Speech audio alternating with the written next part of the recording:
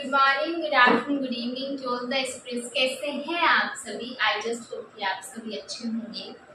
Last class में हमने क्या करा था? हमने करा था अबाउट द पीएचसी। हम समझने की कोशिश कर रहे थे प्रोडक्ट को, उसकी इंडस्ट्री को, और उसके लिए हमने कहा दो तरीके हैं, पीएलसी को समझो, पीसीए को समझो। पीएलसी को हमने समझ लिया था एस शेप कर्व है, साथ ही रिलेशन बताता है between the time and sales, जिसके थ्रू ऑर्गेनाइजेशन के लिए आसान हो जाता है उसको देखना कि कौन सा प्रोडक्ट उसको किस तरह से परफॉर्म करना है और किस तरह से उसको अपने फंडिंग्स को एक्सपेंड करना है उन प्रोडक्ट्स के ऊपर। ठीक है, लास्ट क्लास में मैंने सिर्फ अंडरस्टैंडिंग दी थी। ठीक है, इस क्लास में एक बार हम नोट्स लिखवा दूंगी जिससे आपकी डबल रिविजन हो जाएगी। 4 स्टेज पढ़े थे, introduction, growth, maturity and decline. चारों स्टेज में हमने क्या क्या देखा था वो एक बार हम समझेंगे।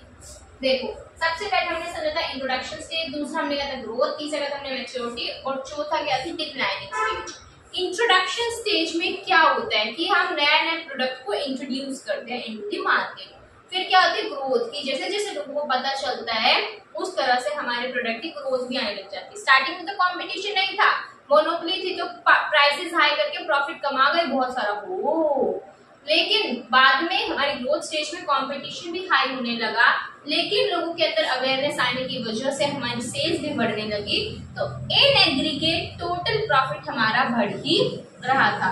मैच्योरिटी स्टेज आती है जब प्रोडक्ट के अंदर स्टेगनेंसी आ जाती है कि भाई अब प्रोडक्ट का ज्यादा सेल परचेज नहीं होगा, वो स्टेगनेंट है, एक जगह पर है, उसकी सेल हल्की फ्लक्चुएट करेगी, उससे ज्यादा वो फ्लक्चुएट नहीं करेगी। अब ना ही प्रोडक्ट कोई आ सकता है, ना ही कोई इसमें मतलब ना ही ज्यादा न्यू लोग आएंगे और ना ही ज्यादा जो हमारे लोग जो इसे कंज्यूम कर रहे हैं वो ज्यादा जाएंगे, तो ये जगह पर स्टेबल हो जाते हैं सिचुएशन के अंदर। तो ये ना इधर काम करता है दूसरे प्रोडक्ट्स की फंडिंग के लिए। नेक्स्ट हो जाता है हमारा लास्ट होता है डिक्लाइनिंग स्टेज की अब ये बिल्कुल पूरी तरह से खराब हो चुका है, खत्म हो चुका है, अब इसकी सेल्स गिर रही है। ठीक है, और एक बात और क्या था, मैच्योरिटी के स्टेज के अंदर कंपटीशन सबसे ज्यादा होता है, मैक्सिमम कंपटीशन वहां देखने को आपको मिलता है, तो वहां पे आपके प्रॉफिट्स गिरने लग जाते हैं कहीं ना कहीं, लेकिन कुछ ना कुछ आता रहता है जिसके वजह से हम उसे रखते हैं और उसके पैसे जो उससे हमें प्रॉफिट आता है वो किसी दूसरी जगह पर हम लगा देते हैं। उस बार डिक्लाइन में जब हमारी सेल्स गिरने लग जाती है, नाउ इट्स टाइम कि इस प्रोडक्ट को भगाया जाए और इसमें जितना भी कैपिटल हमारा वेस्ट है उसे निकाल कर किसी अच्छी जगह पे इन्वेस्ट किया जाए जिस जगह पर एक्चुअली रिसोर्सेज की रिक्वायरमेंट है। समझेंगे क्या लिखा है, सेम वही बात लिखी है। देखो, कंपटीशन ना के बराबर है, प्राइसेस ज्यादा है, मार्केट लिमिटेड है। क्यों ऐसी है मार्केट लिमिटेड क्यों है? देखो, कंपटीशन तो बिल्कुल ना के बराबर है, प्राइसेस हाई है जिसके वजह से हमारा प्रॉफिट्स भी हाई है। देखो, प्राइस और प्रॉफिट लिख लेना साथ ही साथ। मार्केट हमारी लिमिटेड है क्योंकि लोगों के बारे में अवेयरनेस है, जिसकी वजह से जो ग्रोथ इन सेल है ना वो स्लो रेट पे है, जो सेल्स के अंदर जो ग्रोथ है ना वो रेट स्लो। ठीक है, तो ये क्योंकि लोगों के अंदर पता नहीं है, बिल्कुल नॉलेज नहीं है अबाउट द प्रोडक्ट कस्टमर्स, तो इस वजह से हमारी मार्केट भी छोटी है।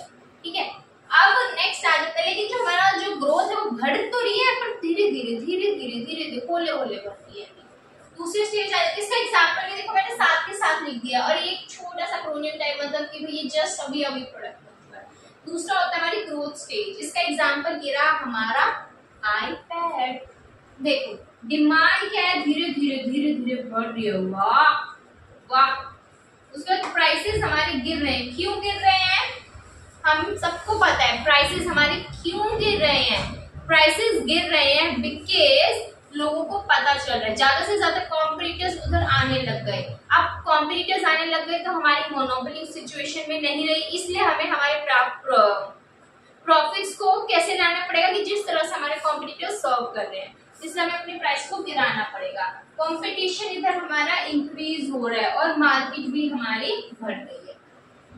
ठीक है, एक बात सुन लीजिए, यहाँ पे प्रॉफिट हमारा इन एग्रीगेट ज्यादा होता है बट इंडिविजुअल पर यूनिट कम होता है। ठीक है, उसके बाद कंपटीशन मैच्योरिटी स्टेज, तीसरी स्टेज मैच्योरिटी हमने पढ़ लिया था कि यहाँ पर क्या आ जाती है, काइंड ऑफ मार्केट स्टेबलाइज, मतलब एक काइंड ऑफ स्टेगनेंसी।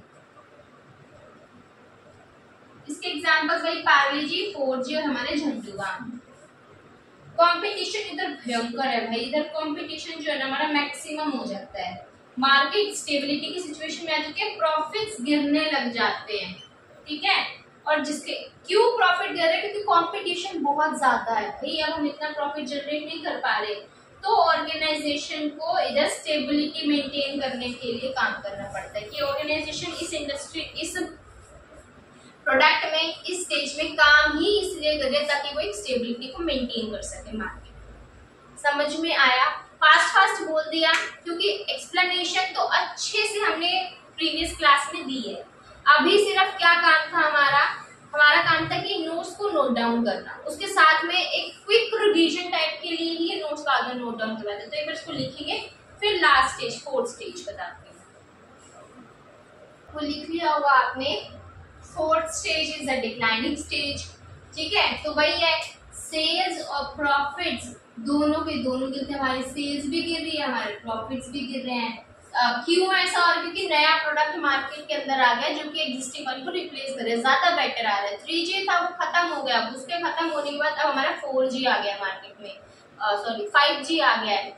तो देखो जो लोग जो मतलब 3G 4G चल रहा था, लेकिन 5G के आने के बाद 3G बिल्कुल खत्म हो गया। क्यों? क्योंकि भाई एक नया प्रोडक्ट आ गया है मार्केट में जिसने एग्जिस्टिंग वन को बिल्कुल खत्म कर दिया, इस वजह से यहाँ सेल्स और प्रॉफिट सब गिर जाएंगे।